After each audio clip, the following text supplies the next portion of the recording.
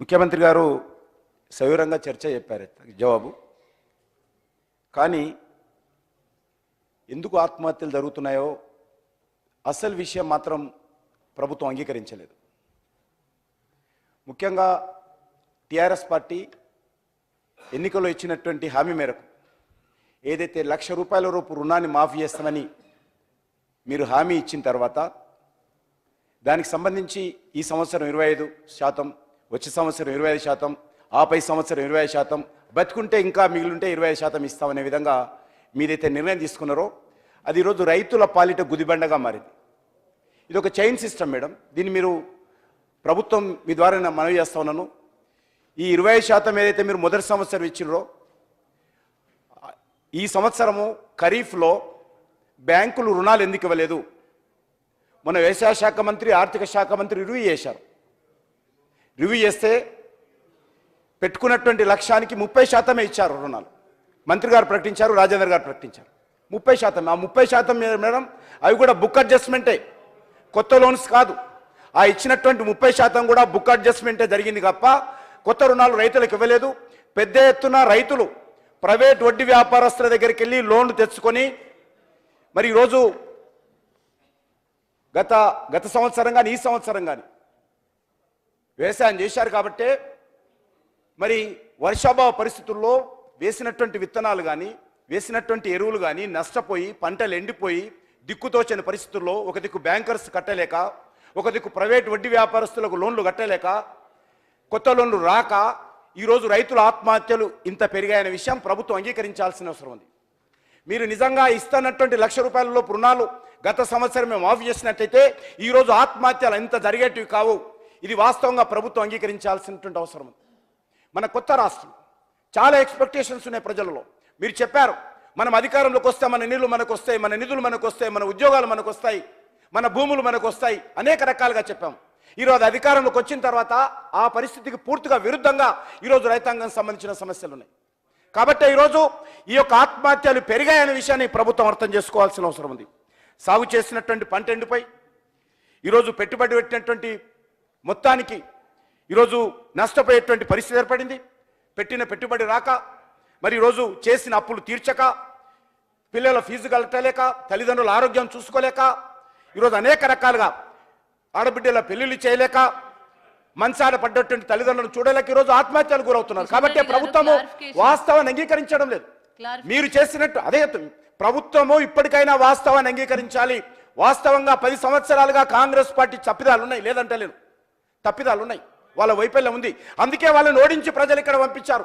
మీరు ₹1,00,000 రుణాలు మాఫీ చేస్తున్నారు కాబట్టి రైతాంగం మీ కోట్లు వేశారు, మీరు అధికారంలోకి వచ్చారు. కాంగ్రెస్ పార్టీని ఓడించారు, అక్కడి నుంచి ఇక్కడికి వచ్చారు. కాబట్టి మీ బాధ్యత, మీరు ఇచ్చినటువంటి హామీ అమలు చేసుకోకుండా దొంగతిరుడుగా ఈరోజు ప్రభుత్వము ఈరోజు చేసినటువంటి తప్పులను సర్దిపుచ్చుకునేటువంటి, కప్పిపుచ్చుకునేటువంటి ప్రయత్నం చేస్తూ ఉంది. ఆల్ ఈజ్ వెల్ అన్నట్టు ఈ ప్రభుత్వం ఉంది, ఆల్ ఈజ్ వెల్ అన్నట్టుగా ప్రభుత్వం ఉంది. దాంతో పాటు ఈరోజు రైతులను అవమానపరిచే విధంగా ఈ ప్రభుత్వము ఆత్మహత్యలను అధ్యయనం చేయడంలో కూడా పూర్తిగా వైఫల్యం చెందిందని మీకు మనం చేస్తున్న అధ్యక్ష. ఈరోజు విపరీతమైనటువంటి అప్పులు, ఈ యొక్క ప్రభుత్వ వైఫల్యం కారణంగా విపరీతమైనటువంటి అప్పులు ఈరోజు రైతులు పెరిగిపోయాయి అధ్యక్ష. దాని కారణంగానే ఈరోజు మరి ఇలా ఏం చెప్పారు అధ్యక్ష, ఎన్నికలకు ముందు మేము అధికారంలోకి వస్తున్నాం, రైతులారా మీరు అప్పులు కట్టొద్దు, మేము రాగానే ₹1,00,000 రుణాలు మాఫీ చేస్తామని ఎన్నికల ప్రణాళికలో టీఆర్ఎస్ పార్టీ చెప్పి రైతులు అప్పులు కట్టకుండా ఇది 2వ సంవత్సరం అయింది. ఇప్పుడు మీరు బ్యాంకులు ఇవ్వడం లేదు, మీరు అప్పులు మాఫీ చేయడం లేదు, ప్రైవేట్ వడ్డీ వ్యాపారస్తులు విపరీతంగా వడ్డీ వేస్తున్నారు.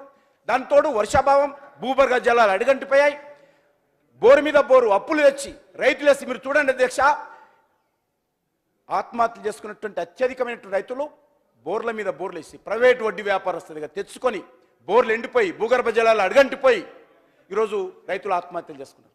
ఆ విషయాలను చెప్పకుండా ఈరోజు అనేక రకాలుగా ఈ ప్రభుత్వము మాది ధనిక రాష్ట్రం, మిగులు బడ్జెట్ రాష్ట్రము, విద్యుత్ శక్తి అసలు కొరతే లేదు, మరి ఎందుకు చనిపోతున్నారు? ధనిక రాష్ట్రం అయినప్పుడు, మరి మిగులు బడ్జెట్ ఉన్నప్పుడు, విద్యుత్ శక్తి కోతలే లేనప్పుడు, రైతులు రుణాలు అందుబాటులో ఉన్నాయని చెప్తున్నప్పుడు ఎందుకు రైతులు ఆత్మహత్యలు చేసుకుంటున్నారు? ఈ ప్రభుత్వం చెప్పాలి.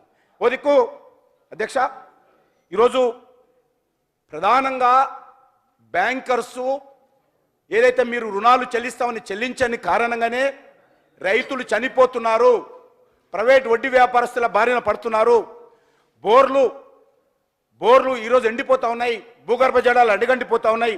ప్రభుత్వం ఈరోజు అర్థం చేసుకోవాల్సిన అవసరం ఉంది అధ్యక్ష. ముఖ్యంగా ఎందుకు భూగర్భ జలాలు అడుగంటిపోతున్నాయి?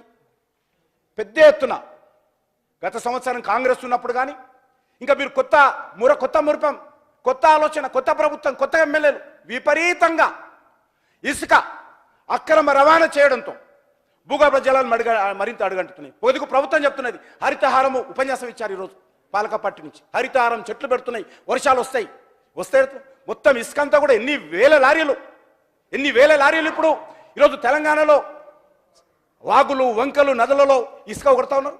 దాని కారణంగా భూగర్భ జలాలు అడుగంటిపోవడం లేదా? అది వ్యవసాయ రంగాన్ని నష్టం కలగడం లేదా? ప్రభుత్వం ఆలోచన చేస్తుంది ఆ విషయం. మేము హరితహారం చెప్తున్నాం. ఈరోజు ఎవరైతే ట్రైబల్స్ ఏదైతే భూములు చేసుకుంటున్నారో మేము హరితహారం కోసం వాళ్ళ దగ్గర భూములు తీసుకుంటున్నారు. మేము తీసుకుండి చెట్లు పెడతామంటున్నారు. మరొక దిక్కు ఈరోజు వాగుల్లో, వంకలో ఇసుక విపరీతంగా మీరు స్మగ్లర్ చేస్తున్నారు. ఇసుక మాఫియా ఈరోజు రాష్ట్రంలో ఇష్టారాజ్యంగా పనిచేస్తా ఉన్నది. ఈ ప్రభుత్వం ఎక్కడ కూడా ఇసుక మాఫియాను అరికట్టేటువంటి ప్రయత్నం చేయడం లేదు. కిషన్ రెడ్డి గారు, కాబట్టి ఈరోజు ఈ రకంగా ఉంది అధ్యక్ష. ఇంకొక విషయం అధ్యక్ష, ఈరోజు గ్రామీణ ఆర్థిక వ్యవస్థ ఏంటి అధ్యక్ష? పంట గురించి మాట్లాడుతున్నాం. మనం పాడి గురించి మాట్లాడుతున్నామా? ఈరోజు పాడి పంట ఈ వ్యవసాయ రంగానికి రెండు కళ లాంటివి. ఈ పాడి విషయంలో ప్రభుత్వం ఎందుకు ఆలోచన చేయడం లేదు? ఈరోజు గ్రామీణ ఆర్థిక వ్యవస్థకు కానీ, గ్రామాల్లో ఉపాధి కల్పించేటువంటి విషయంలో కానీ పాడికి కీలక పాత్ర పోషించాలి. ఈరోజు గత ప్రభుత్వం కూడా పశువులు ఇచ్చింది. ఈరోజు పెద్ద ఎత్తున పశువులు, వ్యవసాయానికి ఉపయోగపడేటువంటి పశువులు పెద్ద ఎత్తున యాంత్రిక దేశాలకు వెళ్ళి ఇతర దేశాలకు వెళ్తా ఉన్నాయి. మన తెలంగాణలో చాలా పెద్ద ఎత్తున, అది అల్లానే కావచ్చు, ఆల్కబీర్ కావచ్చు, ఈరోజు మన హైదరాబాద్లో ఉన్నటువంటి మరి చెంగిచెర్ల కావచ్చు. కిషన్ రెడ్డి గారు, మీరు గౌరవ సభ్యులు, మీకు మూడోసారి శాసనసభ్యులుగా ఎన్నికైనారు, మీకు సభా మర్యాదలు తెలుసు. క్లారిఫికేషన్ చెప్తున్నాను. ఈ విషయం ముఖ్యమంత్రి గారు చెప్తారు అనుకున్నాను. పాడి గురించి చెప్తారు, రైతాంగాన్ని ఆదుకోవడంలో, వ్యవసాయ రంగాన్ని చేసేటువంటి ప్రోత్సాహంలో పాడి గురించి చెప్తారనుకున్నాను. ముఖ్యమంత్రి గారు చెప్పలేదు. ఈరోజు పెద్ద ఎత్తున వాళ్ళకు ఇసుక పేరు చెప్పడానికి బాధపడుతున్నారు చాలా మంది. ఏం మాట్లాడుతున్నారు? ప్లీజ్ శోభ గారు, please resume your seat. Kishan Reddy గారు, మీరు మాట్లాడండి. కిషన్ రెడ్డి గారు, మీరు మాట్లాడండి. అధ్యక్ష, నేను ఒకటే కోరుతున్నా అధ్యక్ష, ఈరోజు తెలంగాణలో పాడి ఇచ్చేటువంటి పశువులు కావచ్చు, వ్యవసాయానికి ఉపయోగించేటువంటి పశువులు కావచ్చు, రోజు కనుమరుగవుతున్నాయి. ప్రతిరోజు వేలాది పశువులు యాంత్రిక ఉదశాలకు వెళ్తూ ఉంటే, పశు మాంసం ఇతర దేశాలకు వెళ్ళిపోతూ ఉంటే ఈరోజు మనం చూడాల్సినటువంటి అవసరం ఉంది అధ్యక్ష. నేను ఉదాహరణ చెప్తాను అధ్యక్ష. అల్లా అనేటువంటి అది పర్మిషన్ ఉన్న దానికి ప్రతిరోజు 3200 పశువులు చంపేటువంటి అధికారం వాళ్ళకు ఉన్నది, పర్మిషన్. కానీ అక్కడ 6000 పశువులు ఎవ్రీడే స్లాటర్ హౌస్ అవుతుంది. ఆల్కబీర్లో 1600కు పర్మిషన్ ఉంది అధ్యక్ష, అక్కడ 2000 స్లాటర్ అవుతా ఉన్నాయి. మరి చెంగిచెర్ల ఒక పాలక పార్టీకి సంబంధించినటువంటి వ్యక్తి అందులో ఉన్నారు. అక్కడ 400 ఉంటే సుమారు 1200 అక్కడ స్లాటర్ అవుతున్నాయి. నేను ఎందుకు చెప్తున్నాను అధ్యక్ష, ఈరోజు పశువులు అనేటువంటివి మరి ఈరోజు గ్రామీణ ఆర్థిక వ్యవస్థకు చాలా ఉపయోగపడేటువంటివి. ఏ రకమైనటువంటి అనుమతులు లేకుండా రోజు తెలంగాణలో 15,000 పశువులు ఎవ్రీడే 15,000 అనిమల్స్ ఈరోజు స్లాటర్ చేసి ఇతర దేశాలకు ఎత్తుంటే, ఇక్కడ ఉన్నటువంటి ఆ యొక్క మాంసం తినేటువంటి వ్యక్తులు ఎవరెత్తున్నారో, ప్రజలు ఎవరెత్తున్నారో వాళ్ళకి అధిక ధరకు లభించాల్సిన, మార్కెట్లో డబ్బులు ఎక్కువ చెల్లించి కొనాల్సిన పరిస్థితి వాళ్ళకి ఏర్పడింది. వాళ్ళకి నష్టం జరుగుతూ ఉంది. ఒక దిక్కు స్థానికంగా ఉన్నటువంటి ప్రజలకు నష్టం కలుగుతూ ఉంటే మనం ఇతర దేశాలకు ఎగుమతి చేయాల్సిన అవసరం ఉందా? వ్యవసాయం ఈరోజు భూసారం పెరగాలంటే, నేను ఎందుకు చెప్తానంటే, భూసారం పెరగాలంటే, వ్యవసాయ ఖర్చు తగ్గాలంటే, గ్రామీణ ప్రజలకు ఉపాధి పెరగాలంటే పశువులను రక్షించాల్సిన అవసరం ఉంది. పశు మాంసాన్ని ఎగుమతిని అరికట్టాల్సినటువంటి అవసరం ఉంది.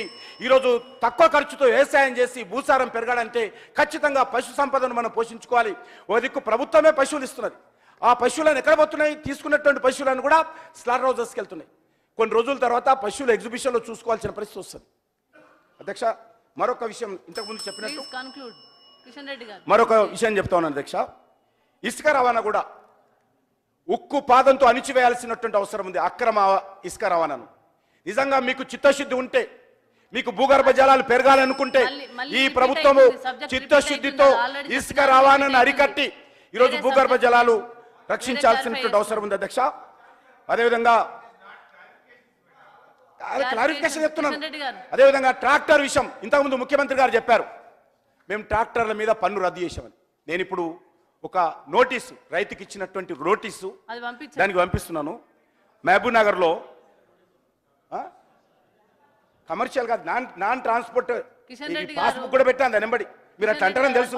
అటువంటి మహానుభావులు ఇక్కడ కొంతమంది ఉంటారు, అటువంటి మహానుభావులు కొంతమంది ఉంటారని తెలుసు. కాబట్టి ఇది ఆర్సీ బుక్ నాన్ ట్రాన్స్పోర్ట్ దానికి పాత అని కలిపి 50,000 ట్యాక్స్ వేశారు. నాన్ ట్రాన్స్పోర్ట్ ట్రాక్టర్ ఇది మీకు ఏమంటున్నారంటే, మాకు కంప్యూటర్లో జిల్లాలకు చేరలేదు ఆర్టీఐ ఆఫీసులలో, కాబట్టి మాకు చేరితే ఆదేశాలు వస్తే ఆపుతాము, అప్పటి వరకు వసూలు చేస్తామంటున్నారు అధ్యక్ష.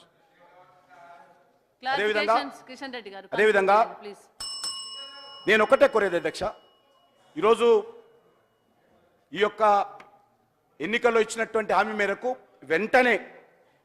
వెంటనే రుణాలు ఏకకాలంలో 1 టైం సెటిల్మెంట్తో రుణాలు మాఫీ చేయాల్సిన అవసరం ఉంది. ఇప్పటికైనా దీన్ని ఏమాత్రం వాయిదా వేసినా మీరు ఏం చేయబోతున్నా, మేము సీడ్ క్యాపిటల్ చేయబోతున్నాము, సీడ్ స్టే చేయబోతున్నాము, అవన్నీ తర్వాత.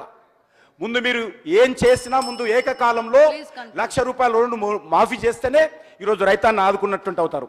అదేవిధంగా అధ్యక్ష, ప్రైవేట్ లోన్స్ ఏవైతున్నాయో గతంలో కూడా ఈ రాష్ట్రంలో కూడా ప్రైవేట్ లోన్స్ పైన కూడా మారిటోరియం విధించినటువంటి అనేక సందర్భాలు ఉన్నాయి. ఈరోజు ప్రతిరోజు 10, 12, 13 మంది రైతులు ఆత్మహత్యలు చేసుకుంటున్నారు. క్లిష్ట పరిస్థితుల్లో ఉన్నారు, కష్ట పరిస్థితుల్లో ఉన్నారు. కాబట్టి నేను ప్రభుత్వాన్ని కోరుతాను, మీకు ఒక దిక్కు ₹1,00,000 లోపు రుణాలు మాఫీ చేయండి, పాస్ పుస్తకాలని బ్యాంకుల నుంచి రైతులకు ఇప్పించండి. ఇప్పుడు ఈ రోజుతో ఖరీఫ్ సీజన్ అయిపోయింది. September 30th is kharif last date. రేపటి నుంచి రబీ ప్రారంభమవుతుంది. ఇప్పటికి 30% కూడా లోన్ రాలేదు మరి. కాబట్టి ఇప్పటికైనా కూడా పాస్ పుస్తకాలు ఇప్పించి రబీలోనైనా లోన్లు వచ్చే విధంగా ఈ ప్రభుత్వం చర్యలు తీసుకోవాలంటే ఏకకాలంలో బ్యాంకులకు 1 టైం సెటిల్మెంట్ చేసుకోవాల్సింది కోరుతాను.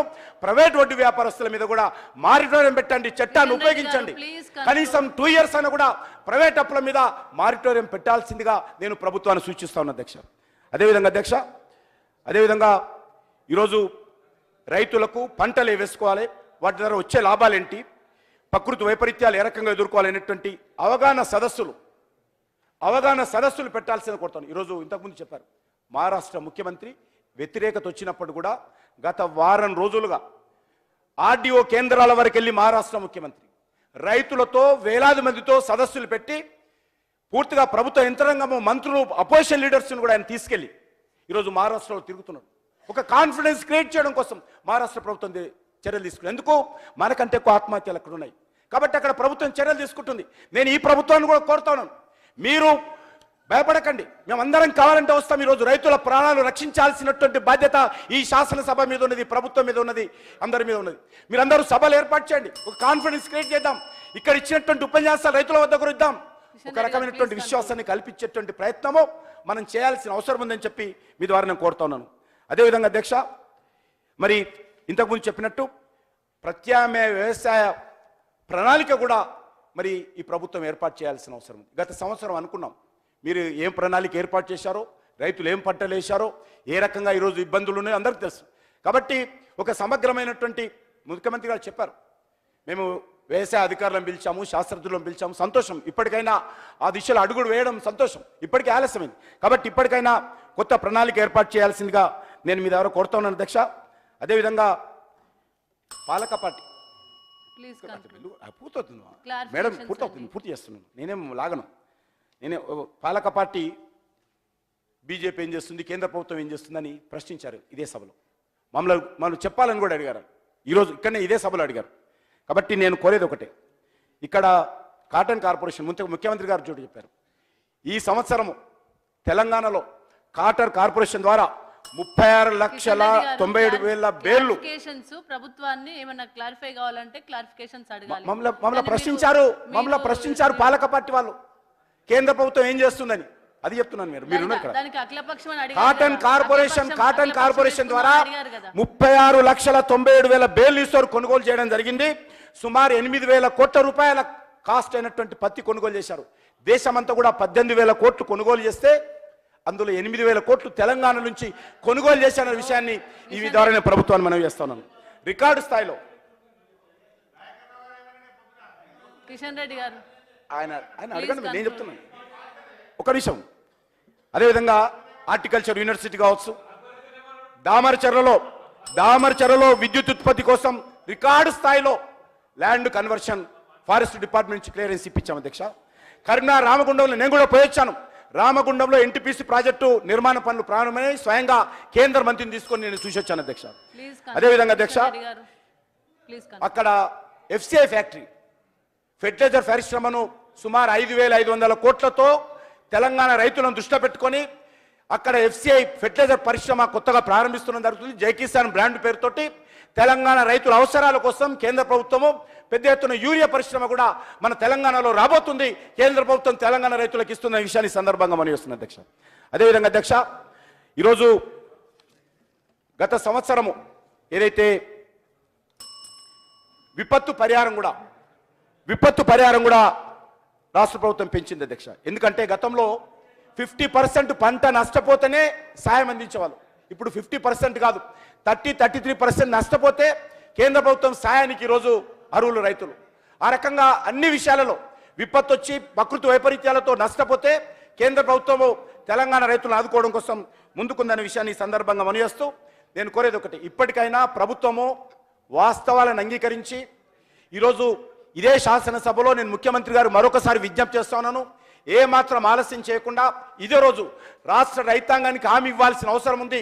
ఏదైతే మేము ₹1,00,000 రుణాలు మాఫీ చేస్తామన్నారో ఆ రుణాలను వెంటనే ఇక్కడనే ఇదే వేదిక నుంచి ప్రకటిస్తేనే రైతుల ఆత్మహత్యలు అవుతాయి. ఎందుకంటే రైతులు భయాందోళనతో ఉన్నారు, ఇబ్బందుల్లో ఉన్నారు, కష్టాల్లో ఉన్నారు. వాళ్ళకి విశ్వాసం కల్పిద్దాము. దానికి మీరు ఒక సమగ్రమైనటువంటి మరి ఒక రిలీఫ్గా ఉండేటువంటి ప్రకటన ఇక్కడ నుంచి రావాలి తప్ప ఖాళీ మాటలతో ఈరోజు రైతులు విశ్వాసం మన మీద రావటం లేదు.